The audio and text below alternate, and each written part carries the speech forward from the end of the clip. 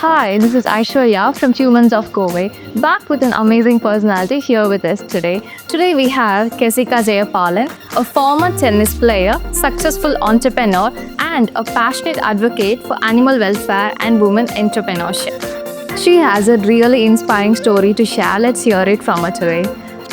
Kesika, can we know actually what inspired you to transition from professional tennis player to entrepreneur and a social activist? So tennis player was never really part of my dream. I was more of my dad's. So he wanted me to be involved in sports. He wanted my brother also to be involved in sports. So that is something that I did for him. And also eventually, of course, got into it. I played tennis for a major part of my life. And, it was like I was sleeping, eating, walking tennis at one point of time. But I think wanting to be an entrepreneur is something that was ingrained in me from a very young age. Both my parents were entrepreneurs, so I grew up watching them, talk about businesses, ideas, and things like that. So, and my dad always encouraged me to do something on my own. I think he would tell me, even if it's something small, he'd say, I would really like for you to do something by yourself. So that's how my entrepreneurial journey began. In terms of social work, I think I draw a lot of inspiration from my mother. So I've seen her help out a lot of people in need. Whether the people, older people on the streets, trying to get them, shelter, trying to put them in places where, where they can get the support they need, to supporting people regularly, to helping students, paying for their colleges, their tuition and all that. So I think I've been inspired from a very young age, and I love dogs.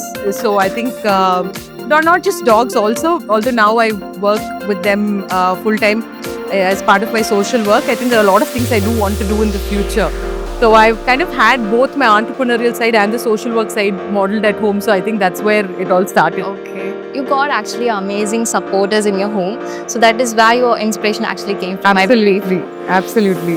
Jessica, can you tell us how do you manage the roles of a director as a real estate founder and also founder of a women networking club? So I have a very supportive, full-time role. So I work at Lands and Lands in the real estate company, and it's been a 7-year journey with them. And real estate is this company is somewhere where I've learned a lot, for the business side of things. Real estate in Coimbatore, it's not an easy thing. So I think being a part of this company, from learning the culture to how to run a company, I've learned a lot from the company, right? So, and I also, I'm very thankful because they give me a little bit of flexibility. So since I have that, I'm able to do a couple of things on the side as well. So my roles are defined, and the timing that I give to the company are well defined. So I'm able to schedule other things as part of my work day. Nice, you're actually managing both really well. Thank you so much. Can you actually tell us what was your motivation behind starting the Vajra Foundation and how do you see it impacting Coimbatore? That's a very interesting question. Something very close to my heart, the entire cause. So I've loved dogs since I was a kid, and I grew up with dogs. Although we moved into an apartment briefly, and then we couldn't have dogs anymore. So I was waiting for us to move into our own space so I could have dogs again.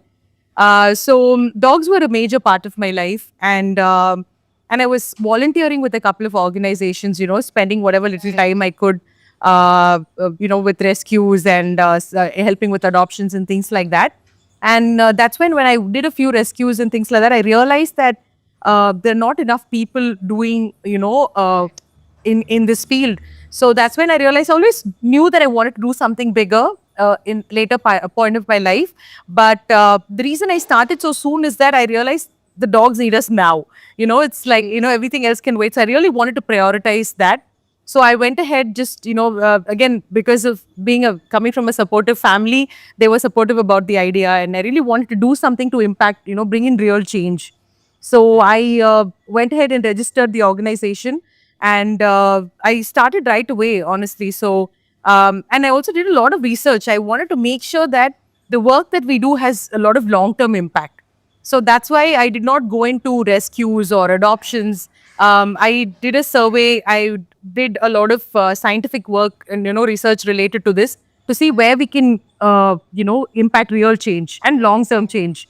So I visited a lot of centers across South India, talked to a lot of people who've been in the field for a long time, and yeah, the rest is history. It's been 3 months now, and We're doing as much as we can. It's not an easy field to be in. It's There are hurdles every single day, and it's not an easy job. But knowing that we're able to help out dogs live better lives on the streets, I think it keeps us going. Amazing. Actually, you have done an amazing background research work as well. And you also told that there were very few people currently taking this initiative, and you wanted to take the first step. That is amazing. Thank you for doing that, actually. I am not one of the first people, but definitely I think in the city doing more work on this side, I think we're one of the very few people as an organization. I can't take the sole credit for all that we're doing. We're in a big team that's doing a lot of work. But yes, we're looking at, and my dream for this organization in general, our goal for Coimbatore is to make the city a model city for animal welfare. So I want to be one of the first in the country to have completed, sterilizing the major part of, the community dogs. So both humans and dogs can lead a good coexisting life. Amazing. Can you actually share the success story of Dogs of Coimbatore? So again, similar to what I shared earlier, I started it off wanting to bring in real change. So that's why we work on the root cause of the problem. So Dogs of Coimbatore works on three main pillars. One is animal birth control, the other is anti-rabies vaccination drives, and then the third one is awareness. So I felt these three combined together can bring in long-term real change. So we started off doing a survey in Coimbatore. It was the first of its kind in Tamil Nadu, and we did it in 2022. So we were the first to do a survey to find out the free roaming dog population of Coimbatore Corporation. So after we've done it, a lot of cities in Tamil Nadu have done the same.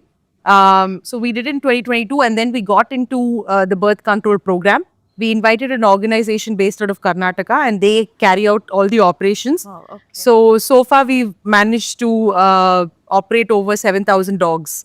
Wow. And that was been made possible due to the support from the corporation, from a lot of donors, and a huge support system, who understand the work that we're trying to do.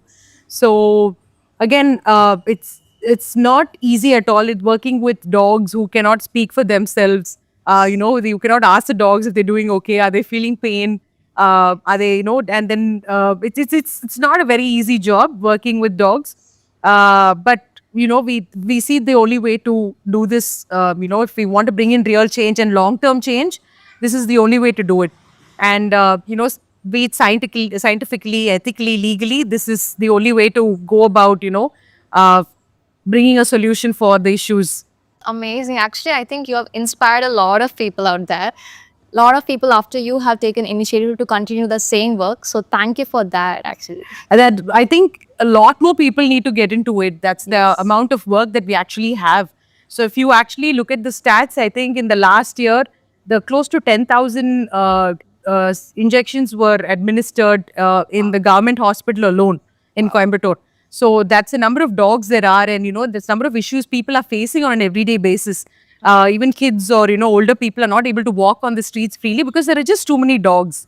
And dogs, of course, lead very bad lives on the streets. They don't have access to good food, shelter. Forget good food. They don't have access to food or, water. They don't have shelter. Look at the rain, the heat. They have to go through so many things. On top of this, they have people throwing stones at them and, like shooing them away from places. It's very difficult, living that life. So there's no point, playing a blame game, but I think understanding how we can help the situation, what little we can do. So the more people that get into it, the better. So I'm hoping more of us get on this and work together, come together as a community to help them as well. I'm sure after this interview, a lot of people are going to get inspired and join you very soon. I'm really hoping for that. Thank you. How do you actually plan to scale the Clean Coimbatore initiative to tackle the larger civic issues in the city? So Clean Coimbatore originally started it wanting to do cleanup drives. So there was a group on Facebook that I've been watching for a very long time. I don't know if they're still active.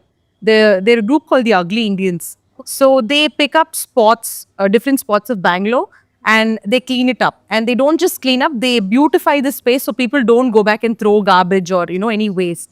So that I used to see their posts on a regular basis, and I was majorly inspired by it. So I started Clean Coimbatore initiative wanting to do cleanup drives, but I didn't find again a long-term solution as to how to go about it. And considering my energy was going into my job and Dogs of Coimbatore, I kind of put it on hold. But something I really wanted to do after I saw an older person almost fall off his bike because he's, on the road on my way back from work to home. I saw a guy almost fall off his bike after going over a pothole. So I was, it was a very narrow escape. If he had fallen, there was a good chance that he would have hurt himself very badly. So that kind of inspired me wanting to do something about it. I reached out to several, government organizations to see if they could do something, but I didn't receive any help at the right time. So I again did a bit of research and I found out that there are things that we can do ourselves. It's not always about waiting for the government people or the authorities to do something, because after working with them, I realized that they also have their hands full and their resources are also limited. So coming with a country, living in a country with such a large population, it's not easy for them to handle either. So there are small things that we can take up. All of us, the small things we can do to, support the community. So that's how Clean Coimbatore started. The pothole project started. So we closed over 100 potholes. We found all the main spots of Coimbatore with highest traffic places, and then we closed some of the potholes. So even a few potholes we realized would make a big change. You never know. One of the potholes we were closing, somebody walked up to us and they said, just a few days before that, a policeman he met with an accident. He got thrown off a pothole and he was actually paralyzed. So I felt bad that we weren't there earlier to do that, but I realized we would have actually saved, someone's life. So that initiative was very close to my heart. Although it is not active right now, I definitely plan to get back and do something long term with the same project. Amazing. Actually, it's really commendable what you're doing. It's not necessary that you should be doing this, but still you're taking initiative and doing it. This is actually my favorite question. What advice would you give to the woman, any woman who's currently in a city or someone who's watching this interview who actually wants to follow their passion like you? I think women don't dream big enough. I think we don't give ourselves enough credit. I don't think we take out the time to understand what we need, what we want to do, where we want to be, who we want to be. I think women in general are so. I think it's ingrained in us to constantly think about others, right? So be it parents or your significant others, then your children, the in-laws, everybody. I think women always have that. I think it's great. I think it's what makes us unique, and I think that's the same reason what will make us great leaders, because we can think about multiple perspectives. So I think for the women out there, what I think, dream really big, dream wild, have crazy big dreams and goals, and knowing that you have it in you to achieve it, right? And I think we'll find a way. I think there were so many people, if they thought that, we were just doing what we had to do, what every one of us are doing, I don't think women will have the chance. I don't think you and I will be sitting here having this conversation if everybody thought that, right? I think my mom and dad dreamed differently for me. They wanted something larger for me. I also went through a lot of hurdles that, a lot of, women, from a typical city like Coimbatore go through. I faced a lot of challenges. But over a period of time, I think, they gave me the freedom. They figured out what was close to my heart. Then they prioritized my happiness. So they were not always on board with everything I wanted to do. So I think you figure out who you are and be that, and then the rest of the world will adjust. Wow, thank you. Actually, the question was what advice would you give for someone who wants to follow their passion, but still, you actually took me back. It starts from dreaming. Following the passion, it's very similar. So I think identifying that. One of the talks I gave in a company, I remember, was majorly with men. So they wanted to increase the women workforce in their company. They said that women would come work with us and then they'd get married and then stop working. So they were like, what can we do? So one of the major things that I said, or the only thing I asked all the men in that event was, to go back to their house, ask the women in their lives what they actually want to do. I asked them, have you guys for once asked your mothers, your sisters, your wives, what they want to do in their lives? So I never really got asked that question. So I've always asked my dad, I said, you've never asked me this question as to what do you want to do, Kesika? Right? So I think men in our lives are generally they take up that role where they decide, okay, what's best for them. I think that's how generationally it's been passed on. It's nothing wrong, but I think also it's time for us to start speaking up. True. And and start voicing out what we really want. So I think knowing and owning what we're passionate about, what we want to do, no matter what, like, you want to travel, you want to be an entrepreneur, you want to, be a homemaker, no matter what it is, it's what makes you happy. You can be passionate about anything. It doesn't have to be about money making. It doesn't have to be a non-profit. It can be literally anything in our lives. But I think knowing and owning that and voicing it out, I think is a great first step. True. So, all the men watching this, you really need to listen to what she said right now. Can you tell us about the impactful project you're doing, the Women Networking Club, and what were the results out of it? What you got out of it till date? So, Women Networking Club, another project very close to my heart. So, most of my projects, if you see, I would somewhere be at the receiving end of it. I'd look at if this existed, would it benefit me? Or if I was looking into something and I didn't think, oh, if I felt that way, that's kind of how I start looking at any opportunity, be it a non-profit or a for-profit. That's the mindset I have for both. So as a small business owner myself, I felt there weren't enough platforms for women to come out and, Very really meet and network. And it was right around COVID time and everything was so digital. So, and, and so many new small businesses propped up and, everybody started with, social media coming up. Everybody could start a business, right? It became easy. But how do you set yourself apart from your competitors, right? So I think that is the person behind the brand, the person, who they are, why they started it, and what sets them apart from other brands. So how can we bring all the brand owners or, business owners together, freelancers even? So I looked at existing networking communities, and a lot of them either were in numbers, were dominated by men, or did not really cater to small business owners. So when I made a list of, entrepreneurs on my list of freelancers, all the women in my circle, I realized most of us do businesses that again cater to women. So that's why I thought, okay, why bring men into the picture? And then the whole Women Networking Club came into being. So I wanted to keep it very informal, fun, and at the same time where we can learn, nurture, help each other grow. So that's the kind of community I wanted to build. So I started off wanting to do just, bring in a lot of business owners and entrepreneurs and freelancers maybe. But a lot of people started reaching out to us saying, I work a 9 to 5, can I still come? And I'm an aspiring entrepreneur, can I still come? So I realized you don't have to be a business owner to network with a fellow business owner, right? So, and as a business owner, all women were part of my target audience. So we opened it up completely. So it's been 3 years now. We started off with 4 cities in India when we launched the project. Now we're in 7 cities, and I want to go global this year. We want to start this community in, in other places, not just in India, more cities in India and also outside of India. And my vision is to help women build a community of women, not just professionally, but personally and recreationally. Wow. So at any given point, if women are looking for some direction or, they need help or they're looking for a supportive community, I want them to look at WNC and find the answers there. Okay, I think I myself am going to join her community in the future very soon. It was really inspiring from where you took the inspiration. Wow, actually, thank you for doing that again. I'm sure a lot of women are going to get benefited out of this. So it's been an amazing journey, not just professionally. There are some women who come, they know exactly what they want out of a meeting. They show up, they get the contacts of, people they meet there.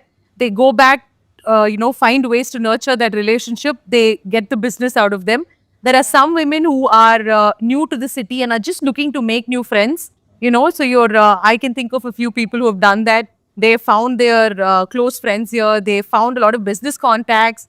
They just come to have a good time, come relax, talk to other women, have a good chat and then discuss about nothing. Okay. And, just relax and go back. And, that's what most of us women want, considering we're doing so many things. sometimes that's all we actually need. So with WNC, that's what we aim to do. Nice. All the women, you really need to note that thing down, okay? What's next for the Vajra Foundation? And where do you think in the next 5 years it's gonna be? I think the next couple of years, I'm going to be busy just upscaling what I am doing. I think I want to scale, be it my business and be it Vajra Foundation with Dogs of Coimbatore and Clean Coimbatore. I want to take it to a much larger scale. So I think for the next couple of years, I don't see myself starting anything new. But some things that I'm very, very passionate about, apart from these initiatives, is I want to do a lot of tree planting drives.